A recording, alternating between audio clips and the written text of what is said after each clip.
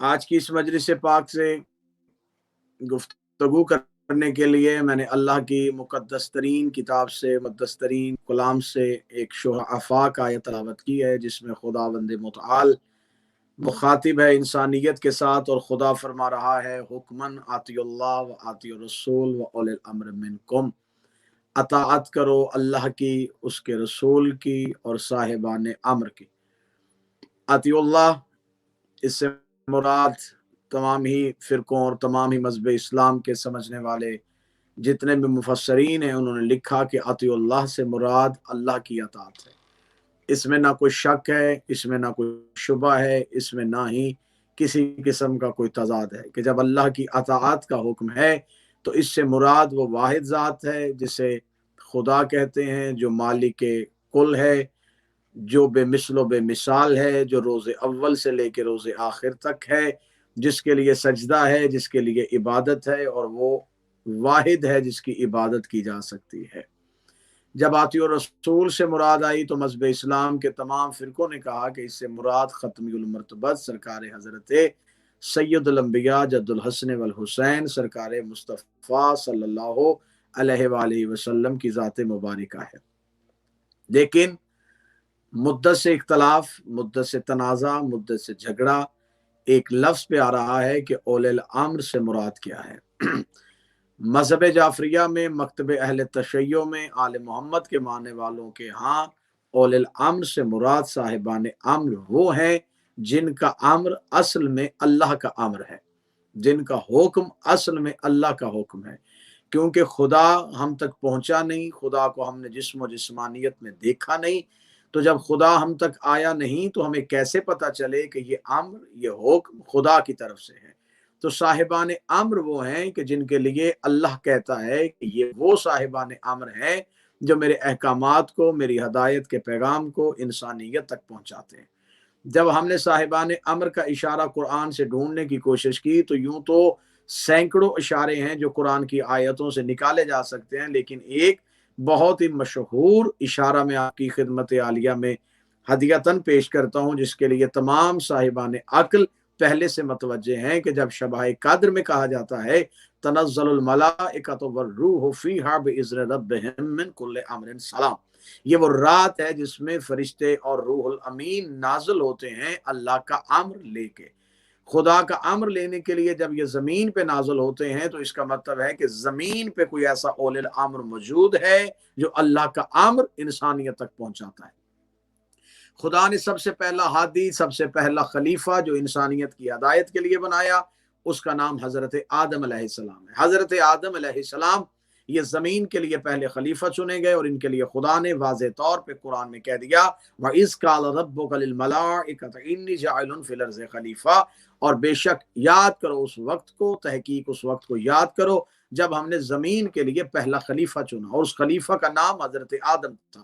جب حضرت آدم کو خدا نے پہلا خلیفہ زمین والوں کے لیے چن لیا تو حضرت آدم کی خلافت کا اعلان خدا نے فرش پہ نہیں کیا، خدا نے آدم کی خلافت کا اعلان زمین پہ نہیں کیا، خدا نے حضرت آدم کی خلافت کا اعلان آسمان پہ کیا، انسانوں کے درمیان نہیں، فرشتوں کے درمیان، غیر معصوموں کی محفل میں نہیں، معصوموں کی محفل میں۔ اور جب معصوموں کی محفل میں کیا تو میں بارگاہ الہیہ میں ہاتھ باندھ کے یہ گزارش کروں گا کہ میرے مالک، اگر آپ نے حضرت آدم کو ہمارے لیے ہادی چنا تھا تو آپ نے حضرت آدم کی خلافت کا اعلان انسانیت کے درمیان کیوں نہ کیا؟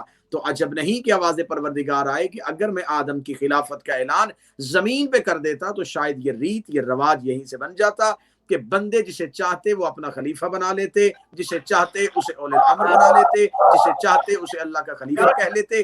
خدا نے کہا اس لیے میں نے آدم کی خلافت کا اعلان زمین پہ نہیں کیا، میں نے آدم کی خلافت کا اعلان آسمان پہ کیا۔ میرے مالک، آپ نے حضرت آدم کو تخت نہیں دیا، تاج نہیں دیا، لشکر نہیں دیا، جاہ و جلال نہیں دیا۔ اگر آپ کا اتنا بڑا خلیفہ پہلی بار زمین پہ آ رہا ہے تو اس کا پروٹوکول آپ کے شایان شان ہونا چاہیے تھا۔ خدا نے کہا اگر میں آدم کو تخت اور تاج دیتا تو پھر رواج بن جانا تھا، جس کے پاس تخت ہوتا وہ میرا خلیفہ بن جاتا، جس کے پاس تاج ہوتا وہ اللہ کی خلافت کا علمدار بن جاتا۔ تو میرے مالک، پھر آپ نے اپنے خلیفہ کے لیے کیا نشانی رکھی؟ خدا نے کہا ایک ہی نشانی رکھی ہے کہ میں نے حضرت آدم کو فرشتوں سے سجدہ کروایا ہے۔ اب قیامت تک یہ نہ دیکھنا کہ تخت کس کے پاس ہے، ताज किसके पास है, ये देखना कि फरिश्ता किसके दरवाजे पे आ रहा है, फरिश्ता किसको सजदा कर रहा है, फरिश्ता किन की ताजीम के लिए झुक रहा है। तो जब हमने फरिश्तों की ताजीम देखी तो मुझे अल्लाह के पाक कुरान की कसम है कि मुझे सिवाय दहलीज़े आले मोहम्मद के अलावा कोई दरवाजा ऐसा नहीं दिखा जहां फरिश्ते कभी दर्जी बन के आते हैं, कभी फकीर बन के आते हैं, कभी मस्कीन बन के आते हैं। तो इसका मतलब है जिन साहिबाने आमर का खुदा इशारा कर रहा है वो सिवाय अल्लाह की पूरी कायनात में दहलीज़े आले मोहम्मद और हवेली सैयदा के अलावा कोई नहीं। खुदा ने हजरत आदम की खिलाफत का ऐलान कर दिया तो खुदा ने फरमाया कि आदम मेरा पहला खलीफा है। खुदा ने फरिश्तों से कहा सब सजदा कर दो, सब फरिश्तों ने सजदा कर दिया। और कुरान कहता इल्ला इब्लीस, एक सिवाय इब्लीस के, उसने इनकार कर दिया, उसने कहा मैं सजदा नहीं करूंगा। खुदा ने कहा क्यों नहीं करेगा, और खुदा ने बड़े ही खूबसूरत अल्फाज में मुखातब होकर कहा या इब्लीस मना अकांतो से दुलमा खलक तो भैया है, इब्लीस तुझे किसने मना किया उससे सजदा करने से जिसे मैंने अपने दोनों हाथों से बनाया। क्या कहने मेरे मालिक, तेरे तकल्लुम के क्या कहने, मेरे मालिक तेरे कलाम करने के तरीका के क्या कहने, तू कैसे इंसानियत को साहिबाने अमर समझा रहा है। खुदा ने कहा तुझे किसने मना किया उसे सजदा करने से जिसे मैंने अपने दोनों हाथों से बनाया है। किसने मना किया तुझे इसे सजदा करने से, क्यों नहीं सजदा कर रहा। सब तब तमाम फरिश्ते सजदा में गए इल्ला इब्लीस अबा तकबीर व काना मिनल काफिरीन। खुदा कहता उसने तकब्बुर किया क्योंकि वो था ही काफिर, वो था ही काफिर, काना मिनल काफिरीन। अरबी समझने वालों से पूछिएगा ये सीगा माजी है, वो पुराना काफिर था, वो पहले से काफिर था। मेरे मालिक ये तो फरिश्तों की महफिल में बैठता था, फरमाया बैठता था लेकिन था काफिर। मेरे मालिक ये तो इबादत करता था, फरमाया करता था लेकिन था काफिर। मेरे मालिक ये तो बहुत बड़ा सजदा गुजार था, फरमाया बेशक सजदे करता था लेकिन था काफिर। मेरे मालिक फिर कैसे पता चले, फरमाया इसलिए मैंने इब्लीस की इबादत नहीं देखी, तस्बीह नहीं देखी, सजदे नहीं देखे, मैंने कह दिया फरिश्तों की महफिल में कि ये काफिर था। इसका मतलब है कि अगर कोई हुज्जत का मुनकर, अगर कोई औलिल आम्र का मुनकर इबादत और नमाजें पढ़ता हो तो उसकी ज़ाहरी इबादत समझ के उसे नमाजी ना समझना, उसे मुत्तकी और परहेजगार ना समझना। अगर उसके यहाँ हुज्जत की अतात नहीं है तो समझ लेना बेशक नमाजी है लेकिन काफिर है, है लेकिन काफिर है, इसलिए कि उसने हुज्जत से इनकार कर दिया। खुदा ने कहा क्यों सजदा नहीं किया, उसने कहा कि मेरे मालिक मैं इसे सजदा कैसे करूं जबकि तूने मुझे आग से बनाया है और इसे मिट्टी से बनाया है। कुरान हर घर में मौजूद है, कुरान उठा के देखिएगा कि खुदा ने उसके लिए ये नहीं कहा कि चल ठीक है तू मुझे तो मानता है इसे ना मान, तू ला इलाहा इल्लल्लाह पढ़ आदम सफीउल्लाह ना पढ़। या खुदा ने ये कहा हो कि ला इलाहा इल्लल्लाह को वाजिब की नीयत से पढ़, आदम सफीउल्लाह को मुस्तहब की नीयत से पढ़।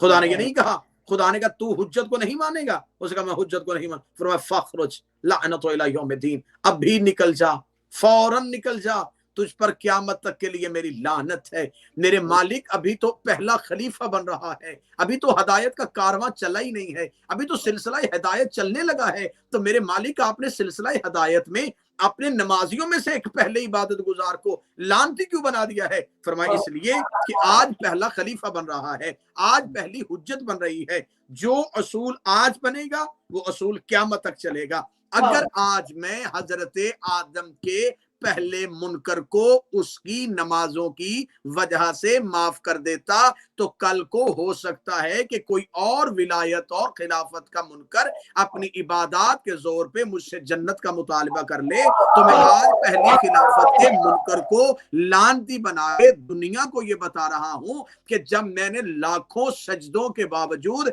आदम सफीउल्लाह के मुनकर को माफ नहीं किया तो चंद सजदों की वजह से अलीयुन वलीउल्लाह के मुनकर को कैसे माफ कर सकता। जब मैंने आदम के सामने इब्लीस के सजदों को नहीं देखा तो मैं अली के सामने किसी के सजदों को देखूंगा।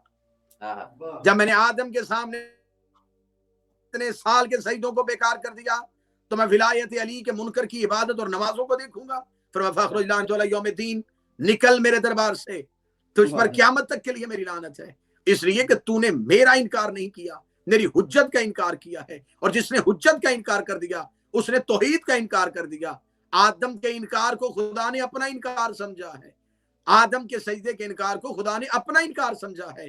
तो कहां है साहिबान अदल, कहां है दुनिया के मुनसिफ, वो क्यों नहीं बताते کہ خم میں غدیر میں رسول نے کہا تھا جس کا میں مولا ہوں اس کا علی مولا ہے. اگر رسول آدم کے مولا ہے تو پھر علی آدم کے مولا ہے. تو جب اللہ آدم کے منکر کو معاف نہیں کرتا تو آدم کے مولا کے منکر کو کیسے معاف کر سکتا؟ اس پر قیامت تک کے لیے میری لعنت ہے.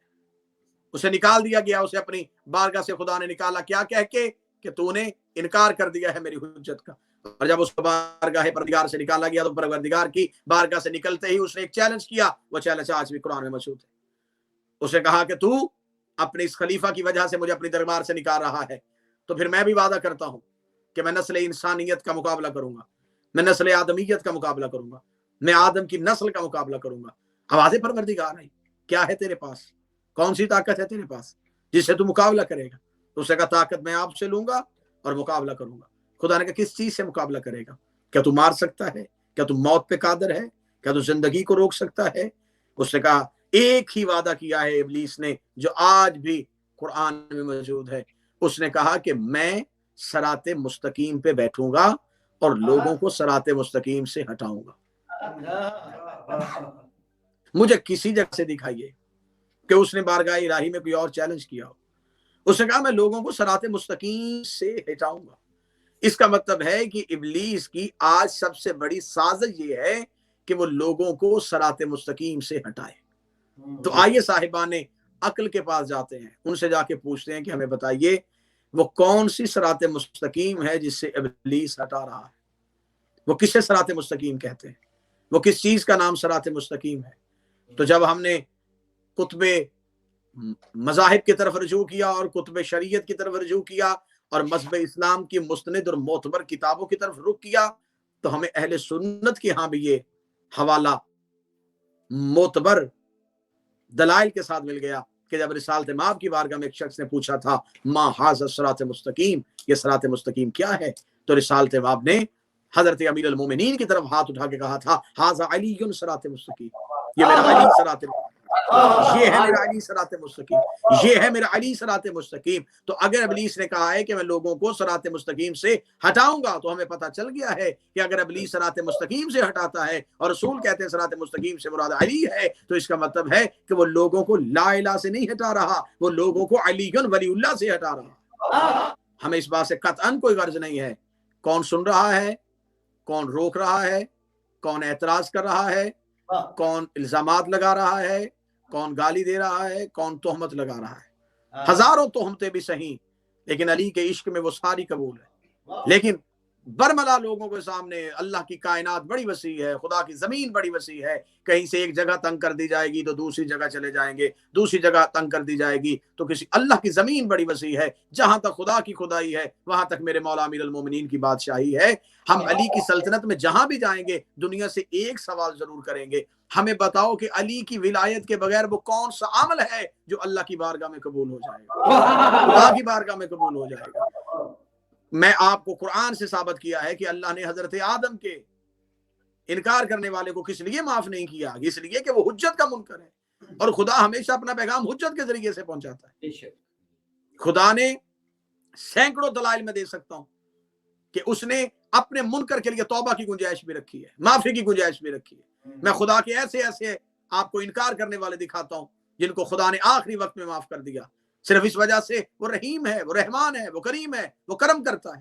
لیکن وہ جبار ہوتا ہے تو اپنی حجت کے انکار کی وجہ سے, وہ اپنا قہار ہوتا ہے تو اپنی حجت کے انکار کی وجہ سے. حضرت نوح کی بیوی, نوح کا بیٹا جب تک حضرت نوح کے گھر میں رہ کے خدا کی ربوبیت کا انکار کرتے رہے خدا نے عذاب نہیں بھیجا, لیکن جب وہ نوح کو چھوڑ کے گئے تو خدا نے فوراً عذاب کیوں بھیج دیا؟ خدا نے اس لیے عذاب بھیج دیا کہ جب تک تیرے گھر میں رہ کے میرا انکار کرتے رہے میں تب تک معاف کر سکتا تھا, درگزر کر سکتا تھا, لیکن جب یہ تجھے چھوڑ کے بھاگ گئے ہیں تو اب میں انہیں معاف نہیں کروں گا, کیونکہ اب انہوں نے اللہ کا انکار نہیں کیا, انہوں نے اللہ کی حجت کا انکار کر دیا. تو جب حضرت نوح کا اپنا بیٹا حضرت نوح کی ولایت کا انکار کر دے تو خدا اس کے بیٹے کو سزا دے دیتا ہے. تو اگر آج کوئی بندہ کہے کہ میں سید ہوں لیکن علی کی ولایت کو نہیں مانتا, تو جیسے خدا نوح کے بیٹے کو شجرے سے نکال دیتا ہے ویسے اللہ اس سید کو بھی علی کے شجرے سے نکال دیتا ہے.